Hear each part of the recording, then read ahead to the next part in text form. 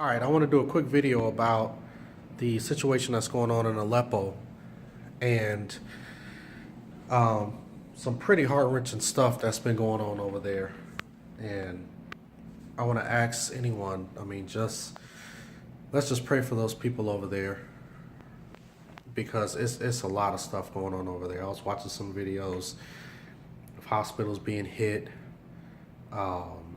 children being caught in the crossfire, things of that nature. So let's please send our prayers out to Aleppo.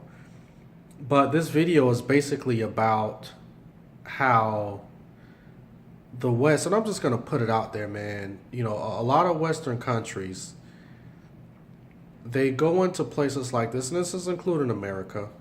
And let me go ahead and just put this out here. I love the USA. This is my country of origin. They don't do everything perfect, but when things happen that I don't agree with, I will speak out against it. But at the same time, this is my country. This is where, I was born and raised, and I don't plan on leaving here and going anywhere else. But, like I said before, whenever the U.S. does something, and I don't agree with it, I will call it out. But as I digress from that, countries like the United States can have a negative influence on these countries. And this is one of the reasons why we have so much fighting over there, so much anti-American, protests and all of these things that go on over there. A lot of us, we don't really know what's going on because we're so closed-minded. Us as Americans, we kind of live in this box, man, and it's just like, if it's not affecting us directly, we kind of don't really get too deep into things if it's not affecting us directly. So there's a lot of things that happen overseas that we're like so unaware about.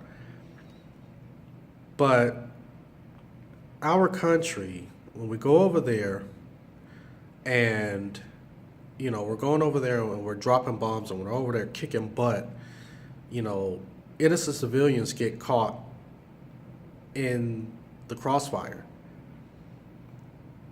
Some of these people, they're neutral. They're just regular people. Some of these civilians, they're just regular people, who are living in these areas and bombs are being dropped on them, and some of these people are being caught in the crossfire because you have the rebels, you have ISIS, you have the Syrian army. All these guys are fighting amongst each other. And some of these civilians get caught in a crossfire.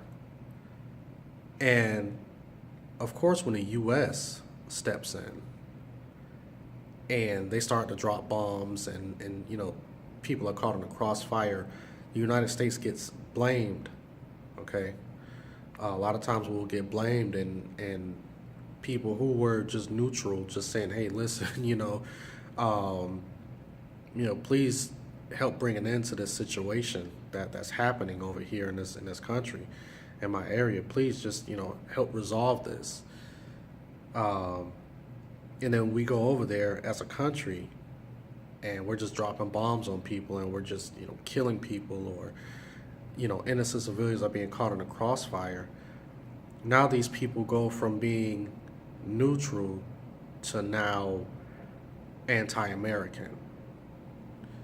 And this is how ISIS gets its numbers. See, ISIS isn't, they're not just these anti-American, anti-Christian, anti-everybody type people. And honestly, even though they do put that facade on, to be honest, the ISIS the guys in ISIS, they are trying to bring about the final caliph. And actually ISIS kills more Muslims than they do anyone else.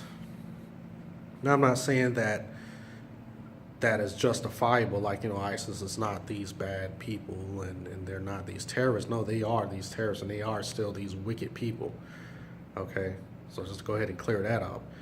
But the reason why their numbers grow is because of things like this. the United States gets involved, or these Western countries, they get involved. And when innocent people get killed, now these people who are against ISIS, they now look at ISIS as being somehow attractive, because now it's a golden opportunity for groups like these terrorist groups to move in and say, see, these are the same guys that we're fighting. Okay, so we're both on the same team. They had something to do with your child or your loved one or your friend or your spouse being killed. And now that they've been killed by the hands of these guys that we've been fighting, now you need to team up with us, and we're going to fight them together. And that's what keeps ISIS and these rebels and these terrorist groups, that this is what keep their numbers growing, because of civilian casualties. And, as a country, we can't just go over there and just, and I mean, that's why this whole thing is, I mean, it's a very delicate situation. Very delicate, because if you leave, then these terrorist groups and organizations take over. But if you stay, civilians die, and then they turn around and join these rebel groups and these rebel forces and these terrorist groups anyway. So it's just a really, really messed up situation. But I do want people to pray for Aleppo. I saw some videos of these children. I mean, it was sad. And then when I watched the video of a bomb being dropped on a hospital, and they had to rush these babies into these incubators and stuff, that was pretty, it was heart-wrenching. But at the same time, and I'm gonna have to continue to wait for the rest of these stories to unfold. But listening to Assad, he had he was doing an interview with RT News, and I was watching that earlier. And basically what he's saying is that he's been trying to give people a way to leave those areas. He's just like, hey, listen, you guys got to get out of here, because we're going to go in and we're going to start, we're going to start taking some of these rebels out. And we don't want you guys to be caught in the crossfire. But that's what he says. I'm not over there. I don't know.